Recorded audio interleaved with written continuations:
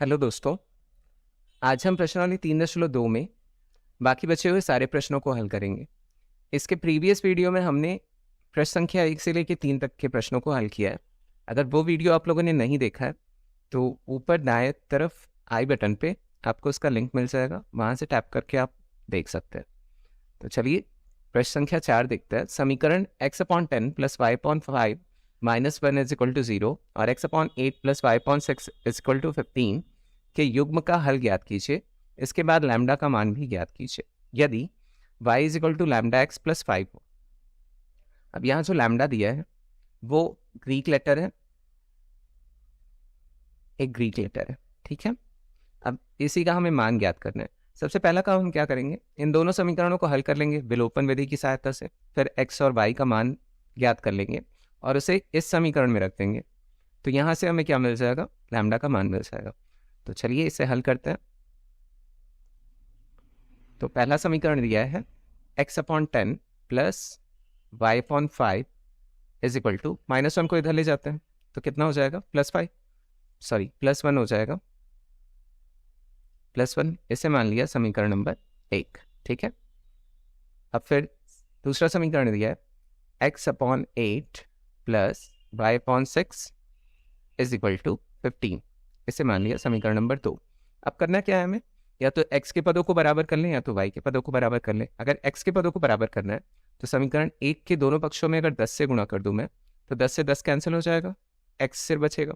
इसी प्रकार से अगर समीकरण 2 के दोनों पक्षों में मैं 8 से गुणा कर दूं तो 8 से 8 कट जाएगा और x, यहाँ भी x मिल जाएगा, यहाँ भी x। तो चलिए यही करते हैं।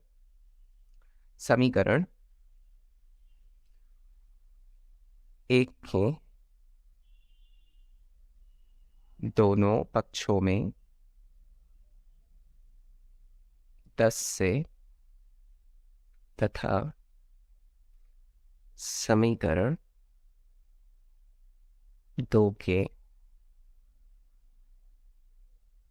दोनों पक्षों में 8 से गुणा करने पर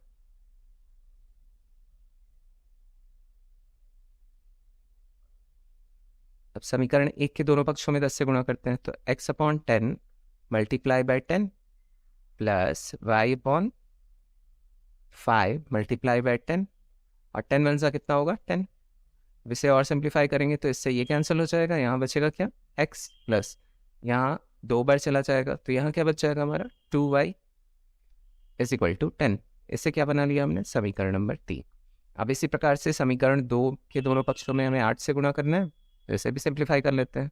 तो x/8 × 8 + y/6 × 8 = 15 8 होता है 120, तो ये 120 हो गया। इसे सिंप्लीफाई करेंगे तो 8 से 8 कट जाएगा, 2 3 6 और 2 4 8, इतना आ जाएगा। तो यहाँ x + 4y/3 = 120। अब इसे और सिंप्लीफाई कर सकते हैं, क्या करें, 3 का इधर भी गुणा कर दें और 3 का बराबर के इधर भी गुणा कर दें तो 3 हट जाएगा यहाँ से। तो चाहे ऐसे बना के कर सकते हैं, चाहे यहाँ x है यहाँ भी x है तो ऐसे ही रख सकते हैं। चलिए इसे मान लिया हमने समीकरण नंबर 4, ठीक है। तो अब समीकरण 3 में समीकरण 4 को घटा लेते हैं। तो समीकरण 3 - समीकरण 4 करने पर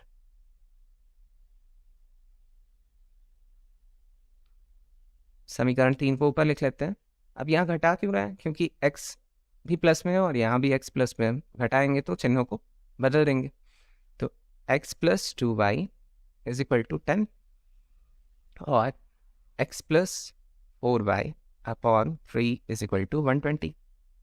नीचे के चिन्हों को बदल देते हैं, तो यहाँ प्लस है तो यहाँ माइनस, यहाँ प्लस है तो माइनस, फिर यहाँ भी प्लस है तो माइनस। इससे ये कैंसिल हो जाएगा। यहाँ क्या आ जाएगा, 2y - 4y/3 = 120 में से अगर 10 को निकाला, माइनस बड़े नंबर के साथ है तो -110 बच जाएगा, इतना बच गया। अब इसे सिंप्लीफाई करेंगे, 3 2 6 तो 6y - 4y पूरे पे अपॉन क्या हो जाएगा 3 = -110। चलिए नेक्स्ट पेज पे इसे सॉल्व कर लेते हैं। तो क्या आया यहाँ पे, 6y - 4y पूरे पे अपॉन 3 = -110। यही है। अब इसे सिंप्लीफाई करते हैं तो ये घटा लेंगे, कितना आ जाएगा 2y, और ये इधर मल्टीप्लाई होगा तो कितना आ जाएगा 330 हो जाएगा। 2 से इसे डिवाइड कर देंगे तो कितना टाइम जाएगा 165 टाइम जाएगा। तो y इज इक्वल टू कितना मिल गया -165, इतना मिल गया। अब y का मान मैं चाहे समीकरण 1 में रखूँ, 2 में रखूँ या 3 में रखूँ, मुझे सेम x की जो वैल्यू रहेगी वो सेम मिलेगी। तो चलिए 3 में रखना आसान लग रहा है, क्यों, x + 2y = 10 दिया है समीकरण नंबर 3, तो सबसे आसान इसी में है, तो इसी में रखता हूँ। तो y का मान समीकरण 3 में रखने पर, समीकरण 3 क्या है, x + 2 × -165, y की वैल्यू है = 10।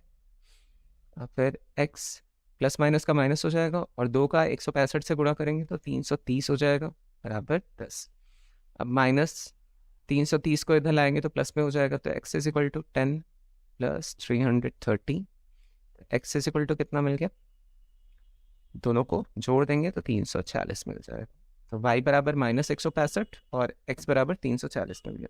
अब क्या करना है हमें, अब जो समीकरण दिया हुआ है, अब क्या दिया था, y = λx + 5, तो अब y = λx + 5 में x तथा y के मान रखने पर, मान रखते हैं तो यहाँ आ जाएगा -165 = लैम्डा × x बराबर 340 दिया है +5। अब +5 को इधर ले जाएंगे तो -5 हो जाएगा, तो 165 - 5 = लैम्डा × 340। अब फिर ये दोनों जुड़ेगा तो कितना आ जाएगा -170 = लैम्डा × 340। 340 को नीचे ले जाते हैं तो लैम्डा = कितना आ जाएगा -170/340, 0 से 0 कैंसिल, 17 × 1 = 17, 17 × 2 = 34, तो यहाँ कितना आ गया -1/2। अब हमें x बराबर कितना मिला है, x बराबर 340, y बराबर -165 और लैम्डा बराबर मिला है -1/2। ठीक, तो ये हो गया इनका आंसर। चलिए अब नेक्स्ट क्वेश्चन देखते हैं। अगला प्रश्न है, 2 अंकों की एक संख्या का योग 8 है। यदि उस संख्या तथा उसके अंकों का स्थान परस्पर बदलने से प्राप्त संख्या का अंतर 18 हो तो उस संख्या को ज्ञात कीजिए। देखिए, सबसे पहले तो हम ये जानेंगे कि अगर 2 अंकों की संख्या को अगर हमें मानना हुआ तो किस प्रकार से मानेंगे। हम उसे 10x + y इस रूप में मानेंगे। अब ऐसा क्यों मानते हैं, मान लीजिए कोई संख्या लेता हूँ मैं, वो संख्या मान लीजिए 35, ठीक है, अंदाजे से, क्योंकि 8 जोड़ने पे आ रहा है ना, तो अंदाजे से लिया, तो 35 है।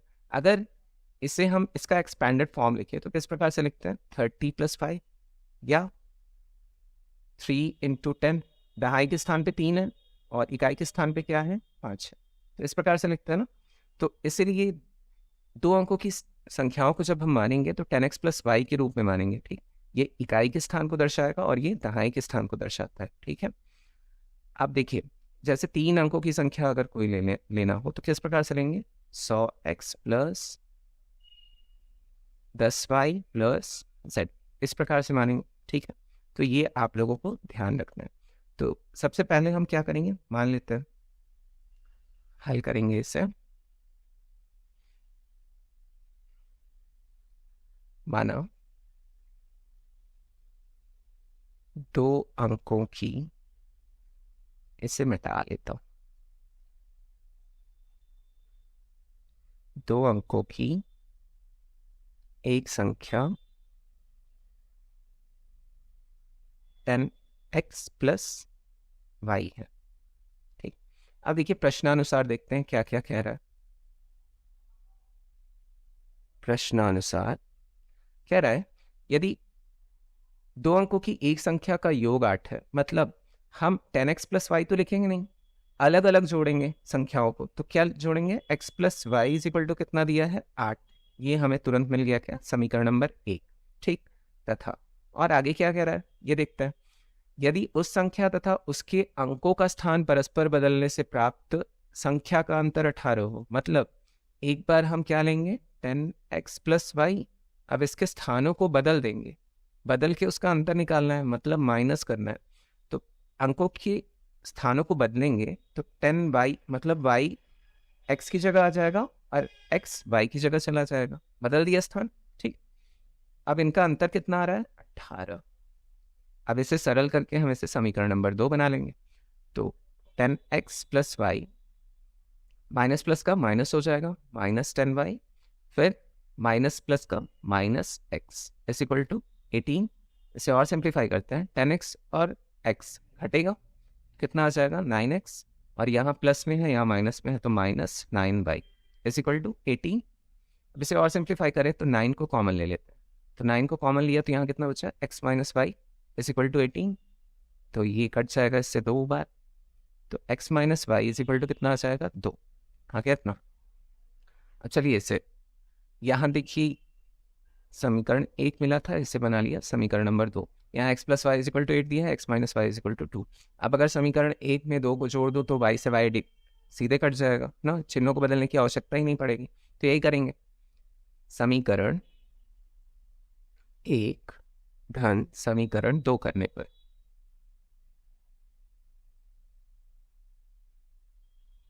चलिए नेक्स्ट पेज में इसे कर लेते हैं। तो x plus y is equal to 8 है और x minus y is equal to 2 है। अब चिन्हों को तो बदलना नहीं है, इससे ये कट गया और x 2x हो गया और ये कितना हो गया 10। तो x इज इक्वल टू कितना मिला 5 मिल गया, 5 बार जाएगा 2 से कटेगा तो x बराबर 5 मिल गया। अब x का मान चाहे समीकरण 1 में रख लें, समीकरण 2 में रख लें, किसी में भी रख लें। चलिए समीकरण 1 में ही रखते हैं। तो समीकरण 1 में x का मान रखने पर, समीकरण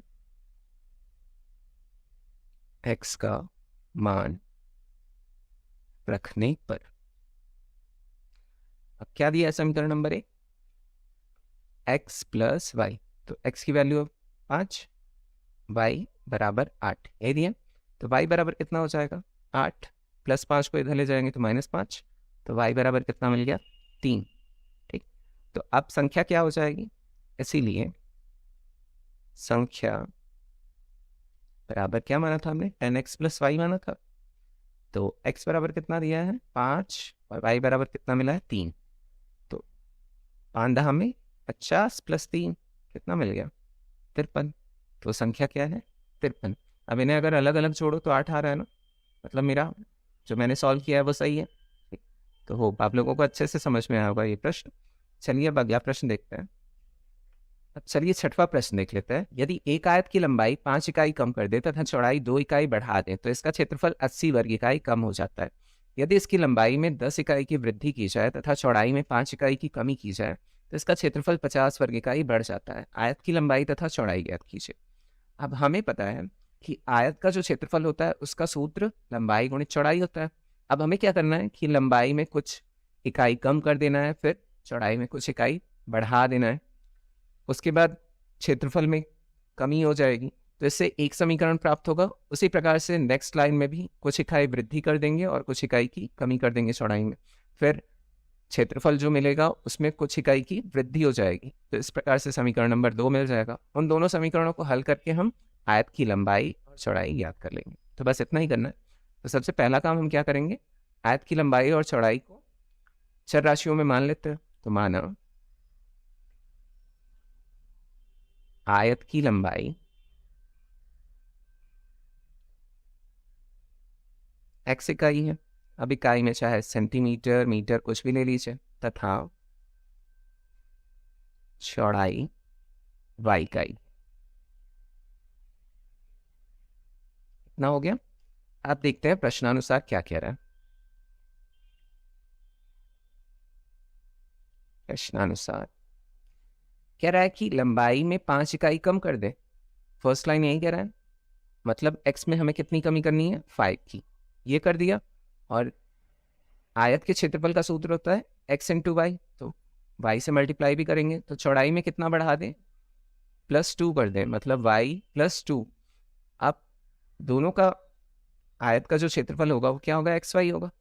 अब इसमें कितने की कमी आ रही है, 80 की कमी आ रही है, मतलब -80 कर देंगे प्लस। अब इसे सिंप्लीफाई करते हैं, तो x का मल्टीप्लाई y से होगा तो xy, फिर x का मल्टीप्लाई 2 से होगा तो +2x, फिर -5 का अगर y में होगा तो -5y, और इसी प्रकार -5 का अगर +2 में होगा तो -10 इज इक्वल टू xy -80।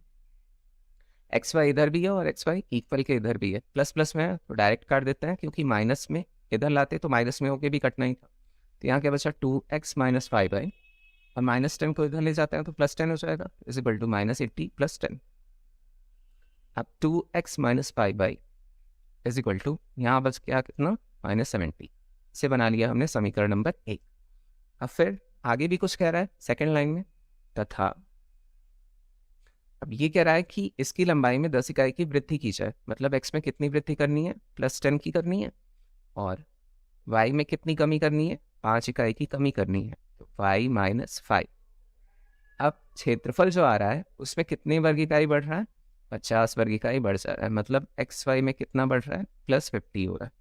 अब इसे भी सिंप्लीफाई कर लेते हैं, तो x का मल्टीप्लाई y से होगा तो xy, x का मल्टीप्लाई -5 से होगा तो -5x, 10 का मल्टीप्लाई y से होगा तो प्लस प्लस में है तो +10y, और +10 का अगर -5 से हो रहा है तो -50 इज इक्वल टू xy + 50।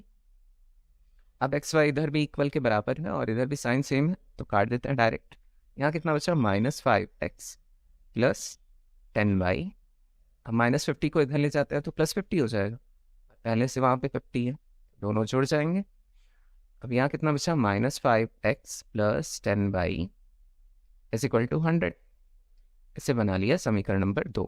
ठीक, अब देखिए समीकरण 1 और 2 मिल गया हमें। अब इन्हें या तो x के पदों को बराबर कर लूँ या तो y के पदों को। अब मुझे आसान दिख रहा है y के पदों को बराबर करना, क्योंकि यहाँ -5 है तो यहाँ +10 है। ठीक है, तो 5 को 10 बना सकते हैं हम आसानी से। तो समीकरण 1 के दोनों पक्षों में अगर मैं 2 से गुणा कर दूँ तो हमारा काम बन जाएगा। यही काम करता है। चलिए नेक्स्ट पेज। तो समीकरण 1 के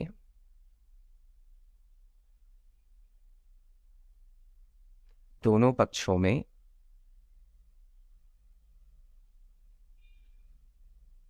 2 से गुणा करने पर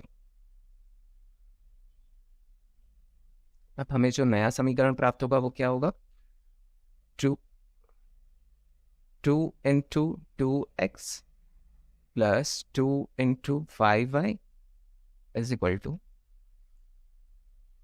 2 × -70। तो यहाँ 4x, सॉरी यहाँ माइनस है, यहाँ माइनस है ना, तो यहाँ माइनस ले लेते हैं। -10y इज इक्वल टू 2 का 70 में होगा तो -140 हो जाएगा। ये मिल गया हमें समीकरण नंबर 3। अब क्या करना है हमें, देखिए समीकरण 2 और धन करेंगे। क्यों धन करेंगे, क्योंकि प्लस माइनस में है ना भाई, डायरेक्ट धन कर लेते हैं। तो समीकरण 2 धन समीकरण 3 करने पर, धन क्यों करते हैं, क्योंकि हमें चिन्ह न बदलना पड़े। अगर माइनस करेंगे तो नीचे के चिन्हों को बदलना पड़ेगा, तो हम एकदम करेक्ट लिखेंगे, कहीं भी गलती नहीं करेंगे।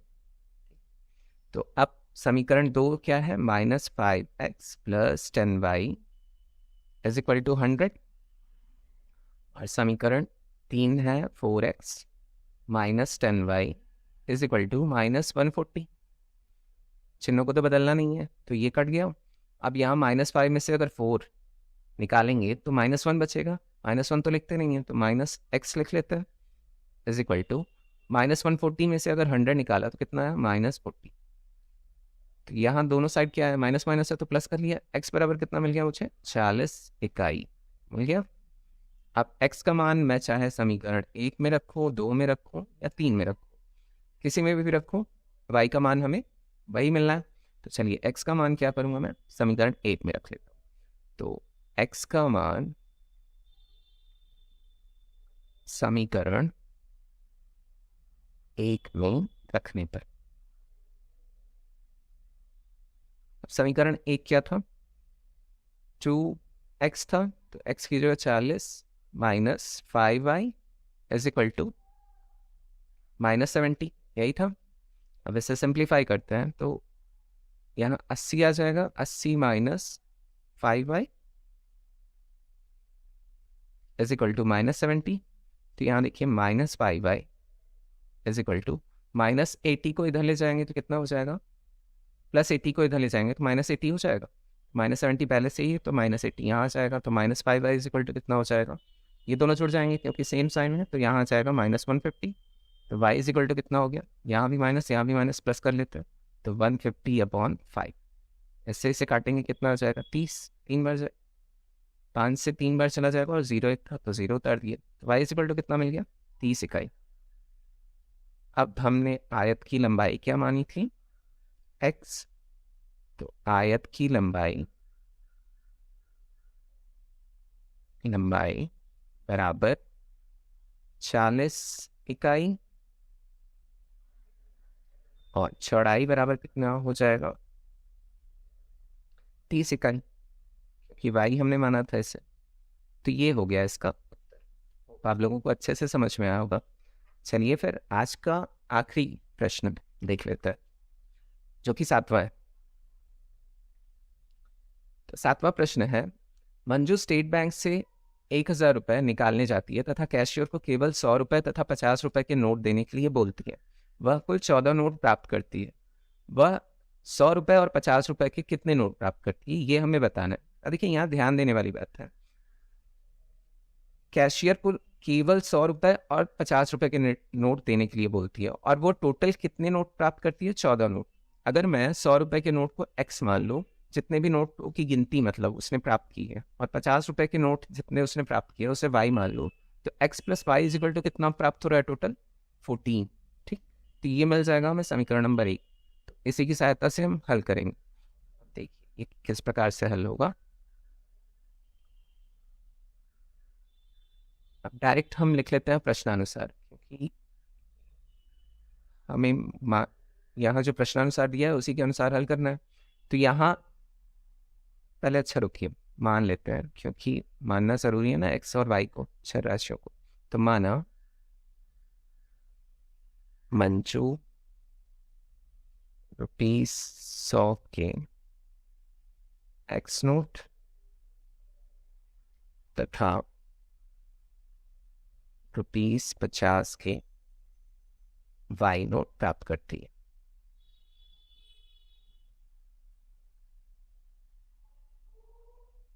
ये मान लिया। अब देख लेते हैं प्रश्नानुसार क्या कह रहा है। प्रश्नानुसार x + y is equal to कितने हो रहे हैं, टोटल 14 हो रहे हैं ना। 100 रुपये के और 50 रुपये के नोट मिला के कितने, 14 नोट प्राप्त कर रही है। तो इसे मान लिया समीकरण नंबर 1। और क्या हो रहा है, अगर 100 के नोटों का जितने उसके नोट प्राप्त किए हैं x ना का इसमें मल्टीप्लाई करूं और 50 के नोट कितने 50 के नोट गिनती में कितने प्राप्त कर रही है y, तो इन दोनों में मल्टीप्लाई करूं तो टोटल कितना हो रहा है, 1000 रुपये हो रहा है। आ रहा है समझ में, ये कितना हो जाएगा, समीकरण नंबर 2। इसे सिंप्लीफाई करके लिखना हो तो 100x + 50y is equal to 1000 लिख सकते हैं। इसे और अच्छा चलिए सिंप्लीफाई कर लेते हैं, तब समीकरण नंबर 2 बनाते हैं। ठीक है, देखिए अगर यहाँ से मैं 50 को कॉमन ले लूँ, यहाँ से 50 को कॉमन ले लो, तो यहाँ कितना बचेगा मेरा, 2x + यहाँ सिर्फ y बच जाएगा इज इक्वल टू 1000। कितना होगा, 50 से अगर इसे मैं डिवाइड करूँ तो कितनी बार जाएगा, 2x + y is equal to 50 से ये 20 बार जाएगा ना, कट जाएगा। तो ये मिल गया मुझे समीकरण नंबर 2। अब क्या करना है, यहाँ y बराबर है, तो सीधे सीधे क्या करेंगे, समीकरण 1 माइनस समीकरण 2 कर लेते हैं। कुछ भी नहीं करना है और मल्टीप्लाई वगैरह। तो समीकरण 1 माइनस समीकरण 2 करने पर क्या हो जाएगा, x + y is equal to 14 और 2x + y is equal to 20। अब नीचे के चिन्हों को बदल देंगे कि घटा रहे, यहाँ माइनस, यहाँ भी माइनस और यहाँ भी माइनस, प्लस प्लस प्लस तीनों जगह है तो माइनस कर दिया। इससे ये कैंसिल हो गया, -2x में से x निकलेगा तो कितना आएगा, -x बचेगा, या -1x बचता। और यहाँ -20 में से अगर 14 निकाल रहे हैं तो कितना बचेगा, -6। अब देखिए यहाँ भी माइनस, यहाँ भी माइनस, ये प्लस हो गया। तो x इज इक्वल टू कितना प्राप्त हुआ, x बराबर हमें प्राप्त हुआ 6। मतलब 100 के नोटों की संख्या कितनी थी, 6, है ना। अब x का मान चाहे समीकरण 1 में रख दो चाहे समीकरण 2 में रख दो, तो x का मान समीकरण 1 में रखते हैं। चलिए समीकरण 1 में रखने पर